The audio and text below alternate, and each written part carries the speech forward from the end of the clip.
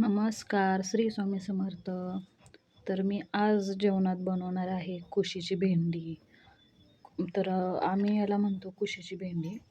तर ही बघा, ह्याला रानभेंडी पण म्हणतो आणि कुशीची पण आपण भेंडी म्हणतो. तर याची मी आज भाजी करणार आहे. तर ही भाजी मी बघा कशी माझ्या पद्धतीने मी बनवणार आहे. तर तुम्ही बघू शकता आता. तर कढई आपली इथं गरम झाली आहे. तर यामध्ये भेंडी भाजून घ्यायची.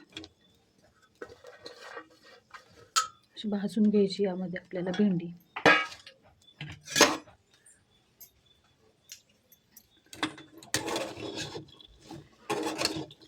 डाग म्हणजे भेंडीला डाग पडेपर्यंत भाजून घ्यायची आपल्याला भेंडी. त्यासाठी आपल्याला थोडंसं तेल सोडावं लागेल म्हणजे भेंडी आपली छानपैकी भाजल. तर इथे मी तेल सोडलं एक चमच्यावर.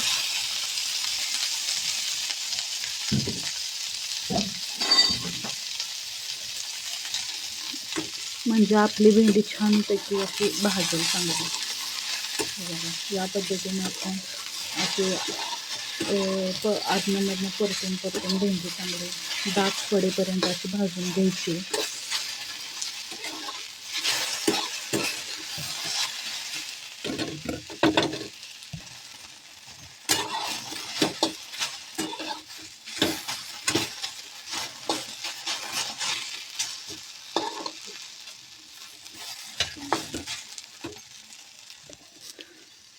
या पद्धतीनं आपण जर भेंडी भाजली तर का नाही अशी चिकट होत नाही.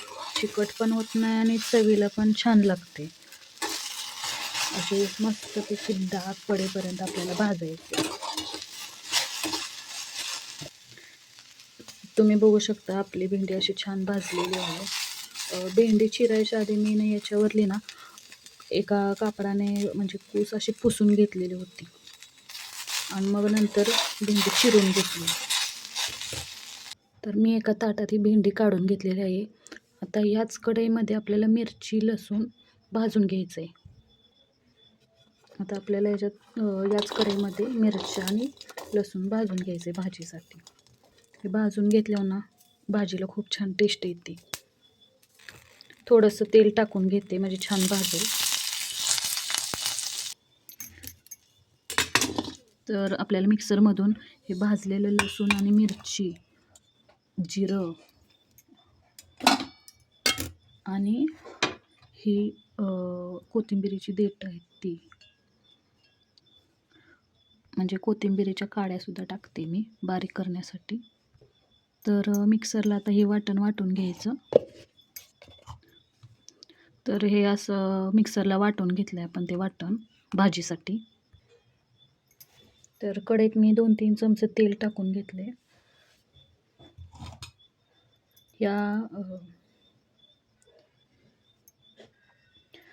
या भेंडीच्या भाजीसाठी आपल्याला थोडंसं जास्तच तेल घ्यायचं आहे. याच कढईमध्ये आपण भाजी बनवणार आहे भेंडीची. तेल गरम झालेलं आहे तर हे वाटण आपण टाकून घेऊया.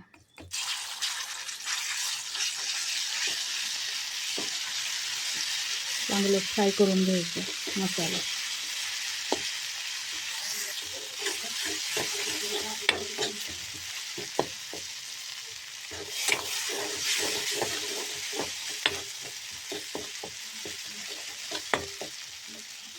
तेल सुटेपर्यंत व्यवस्थित आपल्याला मसाला फ्राय करून घ्यायचा.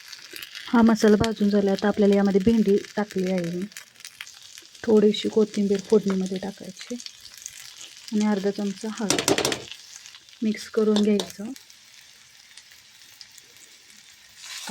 आपल्याला पाहिजे की पातळ घट्ट अशी भाजी करून घ्यायची आपल्याला. तर यामध्ये आपण मी पाणी ओतलेलं आहे. तर मला इथे थोडीशी सरसरीत अशी रसरशीत भाजी पाहिजे, त्याच्यामुळे मी जास्त पाणी ओतत नाही.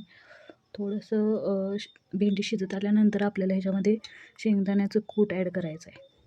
तुम्ही बघू शकता भाजीला छान कलर आला आहे. आपण नंतर भेंडी शिजत आल्यानंतर कूट टाकणार आहोत आपण भाजलेल्या शेंगदाण्याचं. थोडंसं चवीपुरतं मीठ टाकलं आहे मी.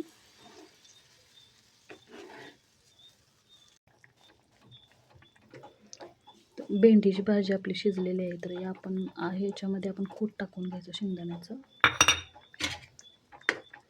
आणि हलवून थोडा घ्यायचं आणि 2 मिनटं मंद गॅसवर ठेवायची आपल्याला ही भाजी. शेंगदाण्याचं कूट टाकल्यानंतर थोडीशी वरनं कोथिंबीर टाकते. भाजी आपली तयार आहे खाण्यासाठी. ही भेंडीची भाजी आपल्याला ज्वारीच्या भाकरीबरोबर खूप छान लागते. नवीन असाल तर रेश्मा सुतार या चॅनलला नक्की सबस्क्राईब करा. तर बघू शकता आपली भाजी तयार झालेली आहे. छान मस्त भाजी झालेली आहे आपली.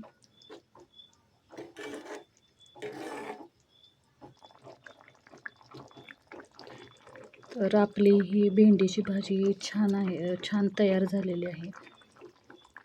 आता मी गॅस बंद करून घेते. तुम्ही गरम गरम भातासोबत आणि ज्वारीच्या भाकरीसोबत ही भाजी छान लागते. थँक्यू. धन्यवाद.